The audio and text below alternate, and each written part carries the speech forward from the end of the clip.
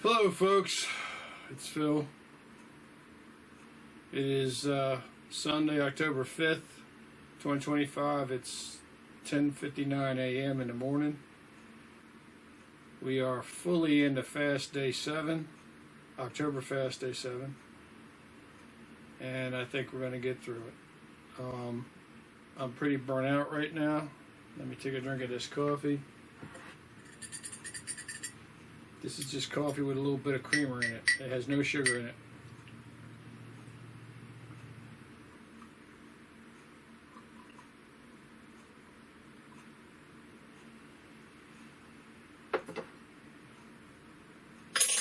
And we're here. We made it. And we want to thank the good Lord for His help all through these days. Strangely enough, I made a mention yesterday in a video that I made about I wonder if I'm going to have a 7-day, number 2, that's going to be appreciable, and I did. So that was waste that was inside my body for 7 days. But we're kind of burnt out right now. We're kind of tired, which is to be expected. I just went in and took my shower and shaved and brushed my teeth. And I'm going to get out here and get in the sunlight. Yesterday was a good day. I got my yard cut, got it trimmed out. Everything went okay. Man, I could not believe it. My lawnmower, my riding lawnmower, is 20 years old. And it's falling apart. The motor, when I crank it up, it shakes. And there's a metal plate it's attached to. The metal plate is loose, and I should fix it. I can fix it. I just haven't fixed it. But it ran and it cut the grass great. The house looks so much better now. So I'm very grateful to God for that. And but we pretty much made it. I've got food in here that I bought yesterday at Giant that I can make the victory meal with, and it's going to be really delicious. It's a bunch of, I'm not going to tell you, but it's really delicious food. It's amazing what you can find in a refrigerated section of a grocery store that's pre-made quality. And most of this stuff was on sale. I was in shock. I was like, hell yeah, I'll eat that. And I got this because I knew that today was going to be a very low energy day.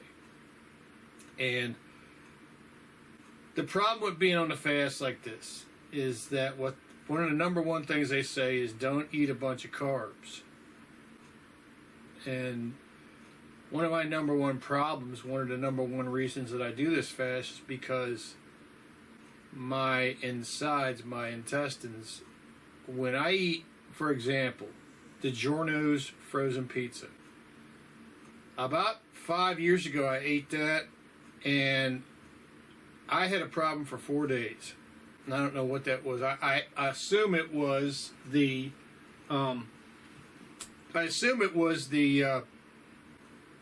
bread that they use. And you have to be very careful where you buy your pizza to avoid this type of bread that the pizza industry uses, because they use it all over the place. Now, there's a place down here called Vinny's, and that is a premier crust.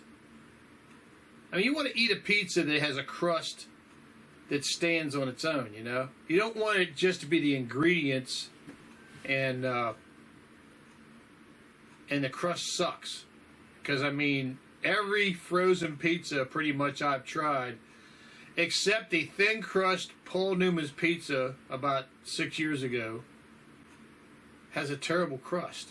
So, anyway, what happens with me with those kind of crusts is they bind up in my intestines. And honestly, I've had several people say you have a gluten allergy. And I may have, but anyway. So eating a great big pizza coming off a fast is not very smart of me, although I would love to do it. They also sell steak and cheese sub, which is it's right down the alley of a fast because it's a lot of meat, you know. But then there's a place down the road here, right down the road here, that I think it's called Whalen's. Let me see. It's right here. Where is it at? Where are you at? Tag on it. Here it is. Right here. This place is called Wild Whalen's Barbecue. And they sell the best beef brisket you will ever eat in your life. I cannot believe how good that beef brisket is. I got their pork barbecue also, and it was good, but I would have preferred it to be processed like North Carolina barbecue with the vinegar sauce and hot peppers in it. But it wasn't. It was genuine pork. Smoked pork was really good, but it wasn't nowhere near as good as that brisket. That brisket, when I ate that brisket the last time, it was so good, it almost passed out. I mean, really. I could not believe what I was eating. I said, there's no way this brisket can be this good. Now, there's a place called Willard's up in Chantilly, and they sell a fine beef brisket, but it tends to have a lot of fat in it, which I don't mind that. But it's really good, too. But it ain't nowhere near as good as this Wild Whalen's barbecue. So that might be something on the list here, because it's not far away from me. And I could go down there, and I can go to Giant, and I can get me some frozen spicy French fries, and I can warm them up in the air fryer that Colby sent us. Thank you, Colby. And we can have us a meal. And I can, while I'm in Giant, I can also get me a frozen bag of corn and add that to the meal to have some kind of vegetable. I just love corn. That kind of corn that's in these bags now that you get, you put in the microwave, you cook them for like 3 minutes. That corn tastes so good, man. I mean, and I get the Del Monte, or get the brand name, you know. But there's that. So I don't know. I also thought about going to Popeyes and getting the only meal I would want to get from them, and I went up and looked at the meal deals yesterday when I came away from the bank. Sorry, here we go. Every time I do a video, I yawn. What the hell was that? Okay. And, but they sell a deal that's 12 pieces of chicken, either pieces or tenders, which I would probably get the tenders. And 2 large sides, I think it's 6 biscuits, and I think that's it. But that's $38. That alone is $38. I would also want to get a family-size onion rings because they sell the best onion rings anywhere. Those onion rings are hand-breaded, hand-fried, and simply unreal. And also, Popeyes sells apple pies that are fried like McDonald's used to fry their apple pies. And they are simply some of the most wonderful apple pies you ever eat. But everything's expensive. But you know you're buying quality, you know? And I would get the Mardi Gras sauce, as many Mardi Gras sauces as I can get, because I really like that Mardi Gras sauce. That's kind of like every one of these chicken places, like Cane's is famous for their cane sauce, which I tried it, but I like Popeye's Mardi Gras sauce better. And, you know, all these chicken places have that type of sauce. It's like a mayonnaise and Thousand Island and spices and stuff like that. But we already have a meal in here. I'm already ready for that. So we're cool there. The reason I'm sitting here with my shirt off is I'm going to get up here. I'm going to show you my body in a minute. And I want to give you some numbers about how much weight I've lost, which the whole point of the fast, I don't care about weight, but I have to be careful to monitor my weight. If I ever got below 180 pounds, I would stop right away. I'd say, okay, that's it. You're done. Because I don't want to get below 180 pounds. I don't want to be, bony McStick man, But, so, I did one measurement this morning, and I started at 201.4. And when I woke up this morning, I was at 184 I thought 2. And I wound up with 17.2 pounds lost in 7 days. But I just checked it after I took my shower, and it was 201.4 minus 184.6. So in 7 days, I've lost 16.8 pounds. And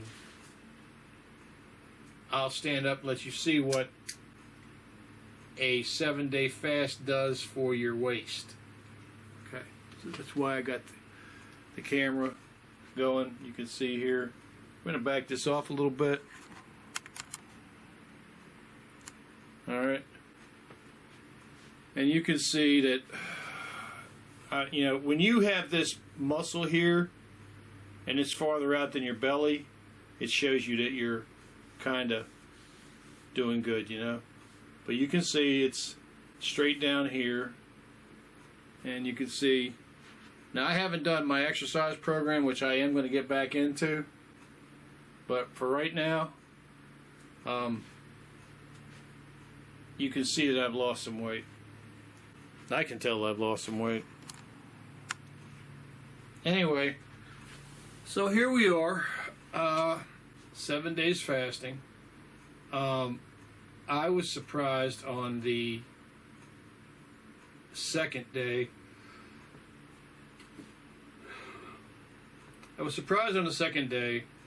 How all my muscles, I felt all my muscles, where they were at and how they were working so much better.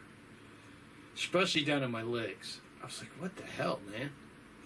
And this sort of bodes to the idea of where the swelling comes from and what the damage does, the swelling does to your nerves. And that feeling in my legs, being able to feel my legs and to know where they're at, and I just walk straighter and better. And my eyes have gotten better. I would like to say they got way better, but right now they're not way better. They're better. My mental clarity is better. It's not way better, but it's better. And but there is a massive benefit to fasting. Many massive benefits to fasting. And the greatest thing about it is, ain't a damn thing that the medical community and the rich corporations can do about it. That belongs to you. God gave fasting to you to help save your life. And they can't do anything about that. Are they going to outlaw fasting and force you to eat every day? They'd like the way they advertise food, they'd like to force you to eat every day. But, coming out of this, I've got to try. Here we go, another yawn. Coming out of this, I've got to try to live an OMAD life, which is 1 meal a day. Which my meal would be at night. And why at night? Well, it's something my boss said to me. My boss now said to me. He says he has unintentionally followed an OMAD lifestyle all of his life, but it's because he is a workaholic. He worked from the time he was about 4 years old with his dad. Yes, 4 years old with his dad. He had 3 younger brothers, and his dad was an absolute go-getter. They had to have money. They had to have money to support the family. They had to have money to stay in a home. They had to have money to pay the bills. And it ain't magic. Either you get out and you work the money, or work the job and make the money, or you don't have it and you starve. So, my boss worked all through his teenage years. And one of the functions of being a workaholic like that is you find habits that don't interrupt your working. So one of the things he did was he was smoking. He started smoking, which was a little 5-minute break to get his act together. And he would drink coffee all day. And he would only eat a meal at night. And that is, now, you don't have to smoke, you don't have to drink the coffee, but the one meal a day, the OMAD lifestyle, he accidentally followed. So, but one of the things he said to me, I said, why don't you, his name is, well, I don't want to tell you his name, but I asked him, I said, why don't you eat? He says, well, when I eat food, it makes me sleepy. And I had been having trouble sleeping. And it dawned on me, I said, you know what? It does the same thing to me, too. I'll eat in the morning. I'll eat a great big, there's this wonderful Exxon station on at the Rockville Mannequin exit on Interstate 64 heading west. You go off if you're heading west of I-64, you go off the exit at Rockville Mannequin, take a left. It's only about a quarter mile down the road on the left. But in the morning, they sell these steak and egg burritos that are just incredible. I buy 2 of them. They're like $6 each. But they are so incredible. But when I eat them, as I'm heading towards Charlottesville, I get drowsy as hell. So by the time I get to Charlottesville, I'm okay. But the whole point of what I'm saying is, since I had trouble sleeping, I can use that meal time, the meal timing, to induce that sleep reflex right before I want to go to sleep. And I've done this several times, and it actually does work. I'm like, damn, that's so smart. You know, we think about when you have a Thanksgiving dinner, right? And everybody stuffs their guts. And what does everybody do? Well, everybody gets in the recliner, they're watching football, and they go to sleep. Because the food engenders a sleep response. And that's your body saying, okay, you got all this energy in us. Let us process it for an hour or two, and then you can get up and do what you want to do. Well, in my case, it helps me get, 5, 6, 7 hours of sleep. So that's how we're going to try to move forward with the OMAD lifestyle.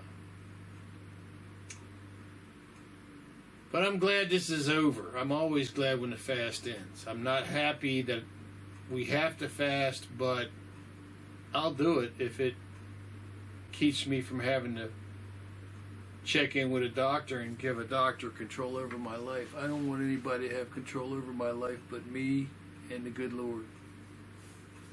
And what breaks my heart about going to Charlestown is when I see people who are using walkers, people who are in wheelchairs, people who are having trouble walking and have to have someone, have their loved one taking care of them as they go in to gamble.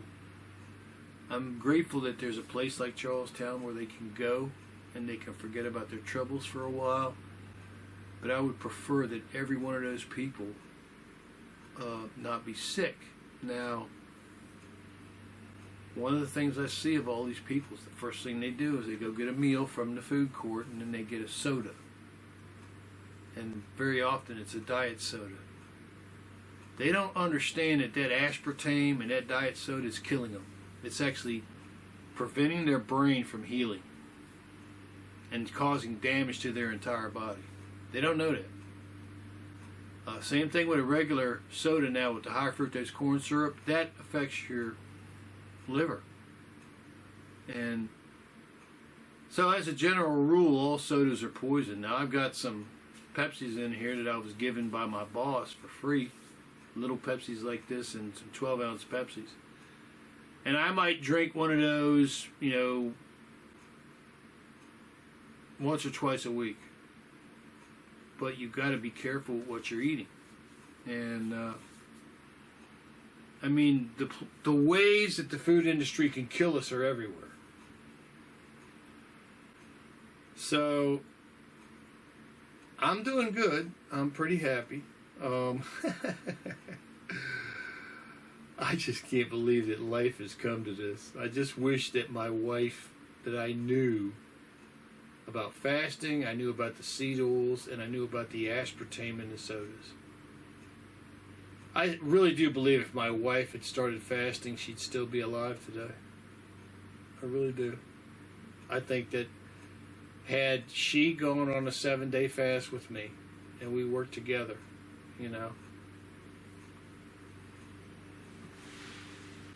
she'd be alive today. But one of the things about my wife was she was a foodaholic. She was dealing with so many traumas from her alcoholic father and dealing with the way she was treated as she was a child and a teenager, that her mother, one of the ways her mother raised her was she raised her by giving her a Pepsi as a child. It was her comfort drink. And her mother was exceptionally poor because her father was a piece of shit. And man, they went through hell. So my wife was a foodaholic and a diabetic and addicted to Pepsis and addicted to Lay's potato chips, which all of these factors factored into my wife's death. It did not help that Pepsi went to sucralose and she started drinking the sucralose. And what the sucralose did in combination with her medicines was it turned her stomach's ability to accept water off. So my wife stopped drinking water. So she got dehydrated like 5 times in a row. And then she went into hospital to get rehydrated. She was getting rehydrated at a urgent care center over at Kaiser over and over and over. And then she finally went into hospital. Well, one time she was in the hospital and they gave her this drug called Reglan, which is supposed to calm your stomach down. She had a horrific reaction to the Reglan. I don't know if they gave her too much or if it was just something that the sucralose did. But it really damaged her brain. And she was never the same again. But we fought that together for many years. And she had really good days sometimes, and she had a lot of bad days. And I could see there was a gradual, inescapable decline after that happened. And the reason she died, the reason we never got a chance to actually make her better was because of the jab. Because when she got the second Pfizer shot, she developed AFib, which is an irregular heartbeat. And she developed a shitload of blood clots. And they gave her Pradaxa, which was actually kind of a miracle drug, which is a blood thinner. She had two good days. I said, oh my God, man, she's going to get better. Her skin looked better. Her legs weren't swollen anymore. She was actually, I could tell the way she was talking to me. I was like, oh man, this thing got my old Wanda back. And 2 days after that, she went to the bathroom, and when she did a number 2, it was all blood. And I was terrified. And I asked my wife, I said, honey, we got to go to the doctor. And she said no. And one thing they tell you about Pradaxa or any blood thinners, you cannot stop the dose. You have to let the doctors deal with that. So after the second day of that, I called the doctor. The doctor said, bring her in the hospital. And then we brought the ambulance in to get her. Then Kaiser sent the ambulance. And Wanda got in the wheelchair and got in the ambulance. She walked in the ambulance. And she got in the hospital. And she got in a wheelchair from the ambulance to the emergency room patient's bed, and she got in that patient's bed, and that was the last time she ever moved. because the Pradaxa had released all the blood clots in her body. But here's the thing. Here's the reason they tell you about don't stop blood clot medicine. They know the blood clots are in there. They know they're dangerous. But with the medicine working, what they're hoping is that the medicine will dissolve the blood clot before it gets to something important. So you have to stay on the medicine. Well, my wife kept bleeding, and they took her off to Pradaxa, and they tried to put her on Eliquis, which is another blood clot or blood thinner. She started bleeding again, and then she got COVID in the hospital. After having a second Pfizer shot, she got COVID, and that delayed for a week her going to Maryland. They sent her to a rehabilitation center in Maryland, where she went into a steady decline.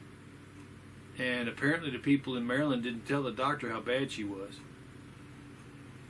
And when it came time to move her, Kaiser would not pay to send her back to me. So I had to get $1,500 for a medical van to pick her up and bring her back home. And I set up a bed here in this front room where you see me exercise in my videos. And she came home, she was pretty much a slab of meat. She could not move. She could not talk to me. She could open her eyes. Well, that's not true. She could talk to me a little bit. And she hugged me. There's a video online of her hugging me. And I have that video. That's the last time she hugged me. And she got worse. And the doctor had scheduled a walk-in appointment for her the next day after she got back. And I said, "Doctor, she can't move." And so the doctor said, "Hey, let's do a FaceTime. I need to see her." "What are you talking about?" I said, "She can't move." So we did a FaceTime. She said, "Oh, this doesn't look good." And the doctor, who had realized that she had been getting dehydrated, said, "I don't like this. Hopefully she's just dehydrated." But they took her into the hospital. Ambulance came in and got her, put her on a gurney, rolled her out the house because they have a ramp in the back specifically made for her wheelchairs. Took her to the hospital, and the doctor who was in that ward, I went to him one day and he says, "Mr. Phil, do you want to give her an MRI?" And I said, "Do you think it'll make any difference?" He says, "Mr. Phil, I see evidence of stroke activity in places I should never see it. I'm seeing evidence of blood clots in places I should never see it. She's essentially going to die." So they brought her out to the hospital, brought her home, and on a Sunday they didn't schedule hospice for me. And on a Sunday I was so broken up because I'd never thought I was going to have to deal with, cleaning my wife's excrement out of her butt while she laid like a slab on the bed. And I called Hospice here in Fredericksburg. And they weren't affiliated with anyone. But I got two angels. Two absolute angels. And they got in contact with my doctor. And, her doctor. And her doctor scheduled Kaiser to send some hospice out. And I will tell you this about hospice people. They are all angels. They are the reason, probably the reason I'm not dead right now. Because what I was looking at was horrific. And we worked together to ease Wanda on her way to God. And that's why I'm posting videos today.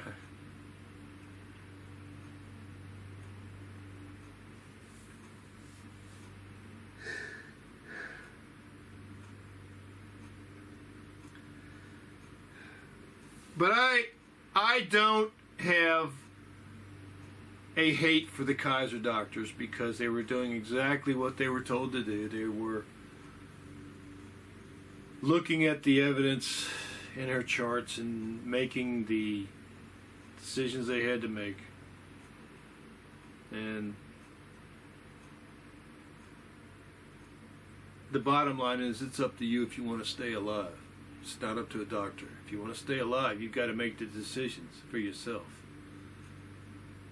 It's one of the reasons why I'm fasting. You know, I look at these people who are homeless and they're mentally ill, mentally damaged, and they're just grabbing at stuff on the side of the road that they collected. That's their whole life. But that's up here. That's up here. We're all homeless. You need to know that. If this goes bad, you can be homeless in about 2 weeks. You got to be careful. You got to protect your brain. You got to be careful what you put into it. You got to be careful what you put into your body.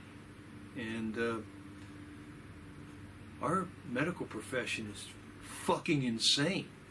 It's fucking insane. The American medical institutions are fucking insane. They don't give a flying fuck about people. They just don't. You know, I'm like, God damn it.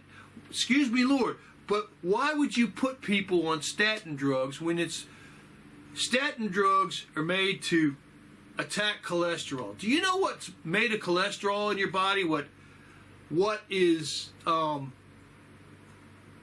the major organ in your body that's made of cholesterol is your brain. Your nerve cells are in a bed of cholesterol. And that's what these people who are carnivores are finding out about their nutritional factors. That if you eat a mostly meat diet, you don't get the irritations in your body and in your brain from the foods that we eat. And the medical profession fights that tooth and nail. And the reason they fight that, the American Medical Association fights that, is because they make fucking money off of killing us.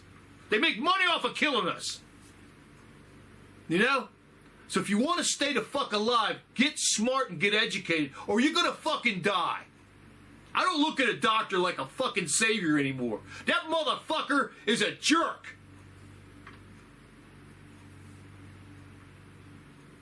So watch out where you get your medical care from. I couldn't believe when Medicare sent me a bill for $1,100 when I told them repeatedly, I don't want your Medicare. But we talked it out. Anyway.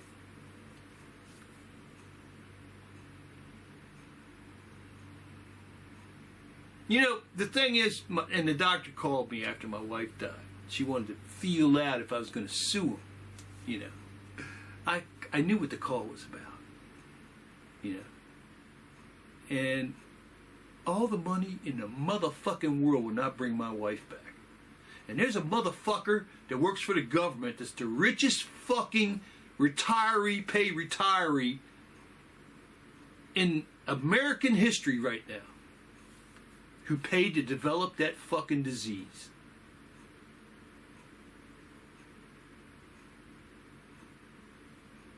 Fucking swallowed that information. And he killed, I think it's 7 million people worldwide. But, you know, I give my grief to God. And in return, God gives me my life.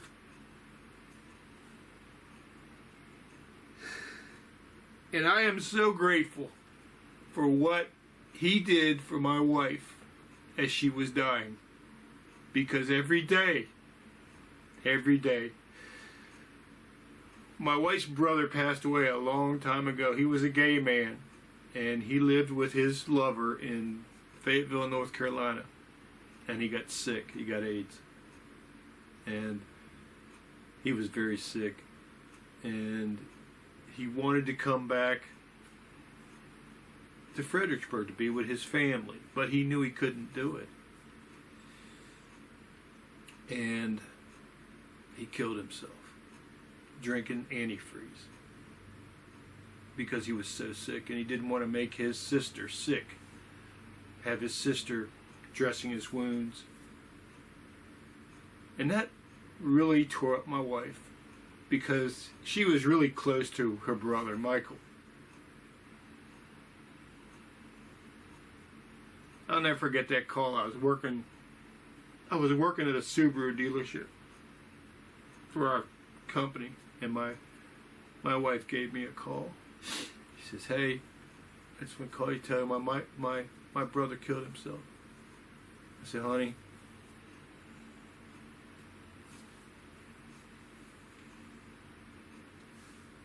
I'm coming." I told my boss, I said, "I gotta go." I went home and I hugged her, and I held her all day, and she cried and she cried. And so here we are. You know, life does go on, no matter what you go through. And the best thing you can do for the loved ones you lost is to be able to be a good person, be respected, and tell the story of those you loved to anyone who will listen. Then be honest, you know. I mean, I'm 65 now. It's 2025. I never thought I would be here, but anyway, I'm here and I'm doing okay. The fast is going on. We're going to have a great meal tonight. That knucklehead cat is sleeping on that speaker, and things are going well.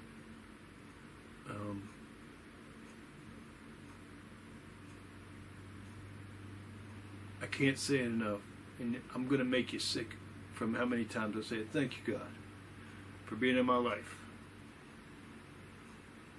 and for all the wonderful people you have and continue to bring my way.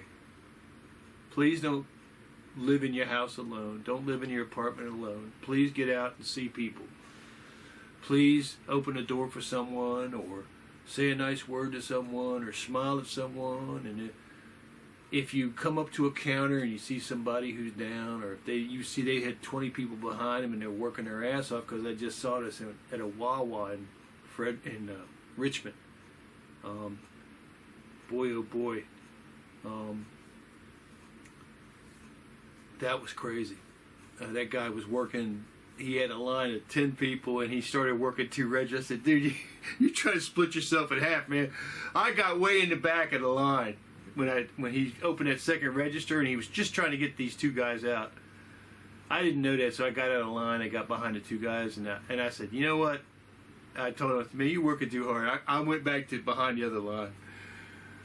But be nice to people, man. Even if they're not nice to you, be your standard.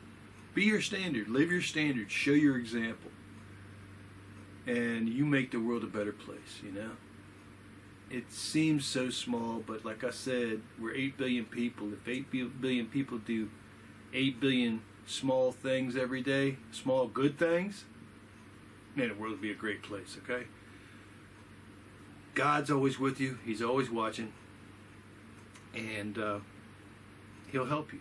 All you got to do is say, I usually go on this shoulder, but I go on this shoulder. Just say, "God, I'm going through some stuff, man, and I need some help. I need you to help me." And He'll help you. You won't realize how the help comes. It won't come in the way you think, usually. But He'll help you, all right? God bless you, folks. Have a wonderful Sunday. And hopefully we'll see you on the victory meal tonight. Have a great day, folks. God bless you.